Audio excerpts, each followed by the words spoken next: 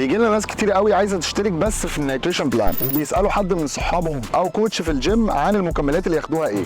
بس خلينا اتكلم معاكم بروفيشنال شويه. الفكره كلها علشان توصل لنتيجه مثلث ملوش غير 3 اضلاع بس: التمرين، الدايت، والمكملات. وده كله بيعتمد على الهدف بتاعك، ولازم نظام اكلك يتناسب مع مجهودك ونشاطك ونظام التمرين، وبالتالي المكملات كمان على حسب احتياج جسمك علشان تقدر توصل للهدف بتاعك. علشان كده دايما بنصح بالمتابعه الاونلاين، وانك تتابع مع حد يعمل لك فول بروجرام تمرين ودايت ومكملات. وده بيساعدنا بشكل كبير قوي ان الكلاينت يوصل للهدف بتاعه في اسرع وقت. واحنا في تيم عز بنصمم نيوتريشن بلان محسوبه السعرات ومتفصله بانواع الاكل المناسب للكلاينت، وكمان بنرشح لك المكملات والفيتامينز اللي مناسبه ليك واللي هتوصلك فعلا لهدفك. والتمرين كمان بيكون محسوب الشده على حسب قدرتك وعلى حسب فعلا اللي هتقدر تعمله. وبنعمل كمان فول اب بشكل دوري، ودي اكتر نقطه بتخلينا نشوف المشاكل ونحلها، ونشوف كمان التطورات اللي بتحصل للناس اللي معانا، وعلى اساسها بنعمل ابديتس تساعدنا كمان على التغيير ونعدي على الستيب اللي بعدها. وده السبب الرئيسي ان احنا بننصح اي حد ان هو يمشي على فول بروجرام، مش نظام اكل بس او نظام تمرين بس لوحده. مستنيكم تنضموا لتيم عز وتجربوا التجربه دي معانا.